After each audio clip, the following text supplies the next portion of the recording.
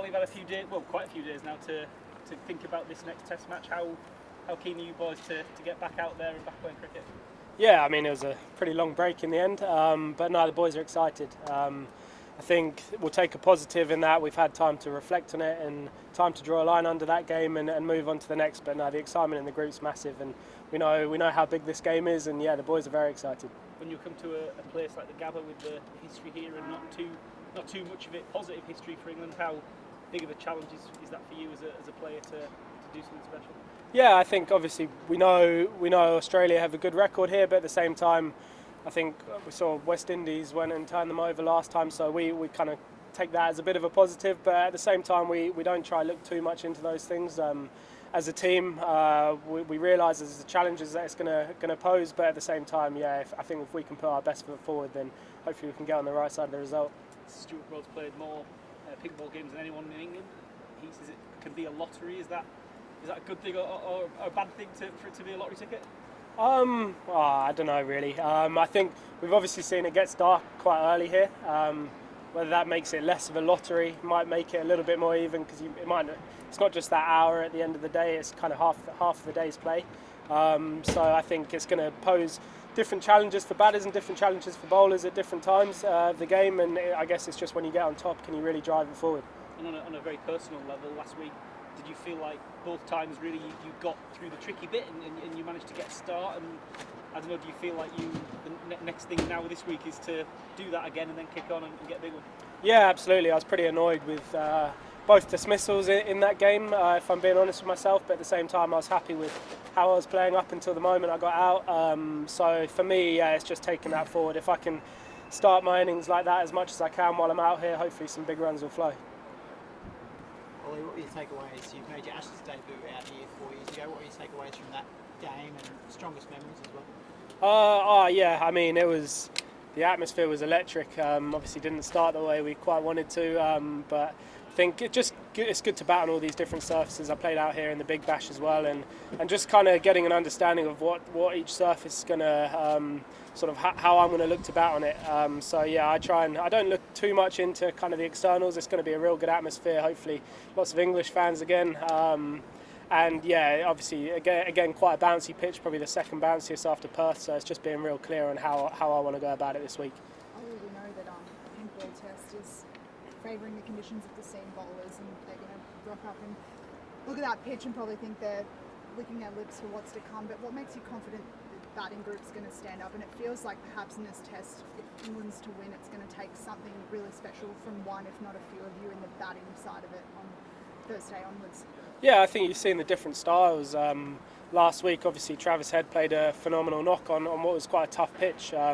So whether it's one of our team putting a hand up and playing a knock like that, or on the other hand, it might be someone absorbing pressure for that extra amount of time to try and allow the next person to go and do that as well. So there's obviously different ways you want to skin a cat, I guess, if you want to be successful, when at times if it is in the bowler's favour, if the conditions are in the bowler's favour. So it's just being real clear on how you want to go about it. And for me, I think you get a feel while you're out there as well, but it's trying to make sure that you're putting the bowler under some pressure, but at the same time trying to absorb it as much as you can when a bowler's bowling in a good bit of rhythm. If the pitch does offer a little bit, I guess still got another 2 days of sun, so we'll see how it looks on day one. But yeah, it's just that absolute clarity, and I guess Travis Head had that last week. So whether it be a knock like that we need if it's bowler friendly, or someone absorbing a load of pressure as well. So yeah, it's just having that complete clarity. Were there any lessons in terms of driving on the up in Perth, and will it be the same approach this time in terms of what happened in the second innings in Perth?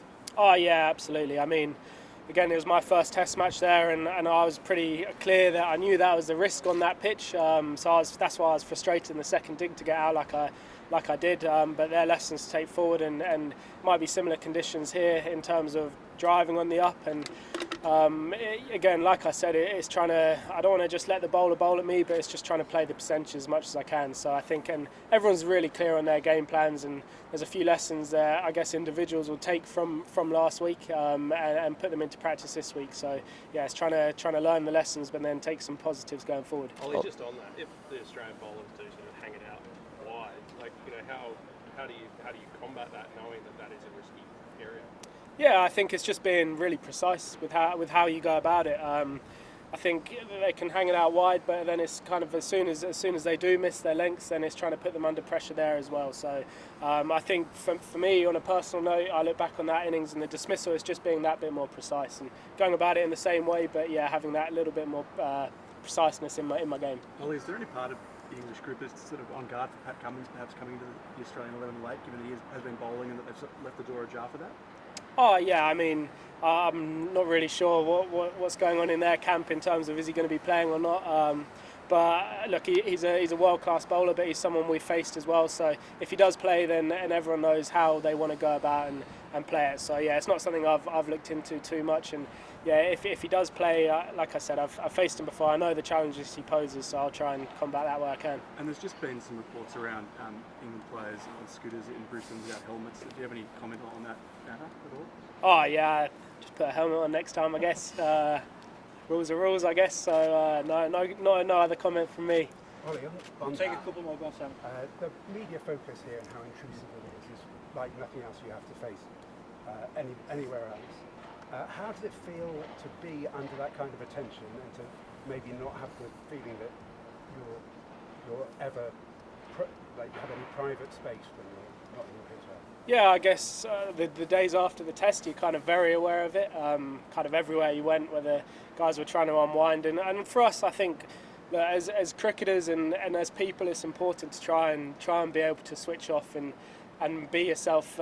For me, if we did lose a game like we did, and everyone's gutted, but I mean, kind of locking your doors and not coming out of your rooms, the unhealthy thing to do, as we saw in COVID times. Yeah, it's different, but at the same time, I mean, yeah, whatever you kind of doing in your off time, whether it's just taking your mind away from cricket for a day or two, I think that's really important. So, I mean, if they want to catch us doing that, then so be it. But yeah, it is important to have that balance on a long tour like this. Ollie, we were chatting about the history of the Gabba before, and it's Australia's record here. Locals have called it the Gabbatoire for a long time. Does this ground hold any fear for the group?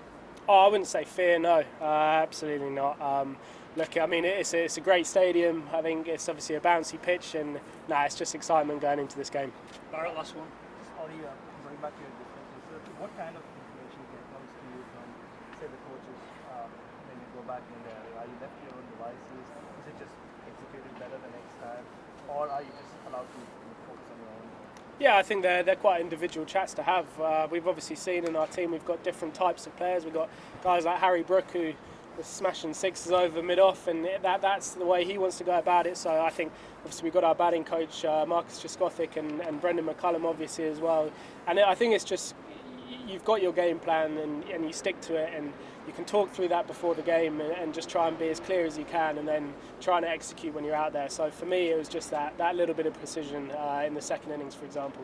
And just what lessons? So was it more technical, or did you feel that you felt better this time than you did 4 years ago? I've worked on my technique before this series, and I've been working on things trying to get myself ready for this series. And then I guess when you're out there, it's just trying to be clear as you can. You don't want to be out there thinking about your technique. You want to be out there thinking, how can I sort of get through this spell, or how can I put the bowler a bit under pressure? So that's probably my main thing I learned from the last series. So yeah, like I said, if I can keep batting like I felt out there in the middle, hopefully some good runs will come. Okay, thanks everyone. Cheers.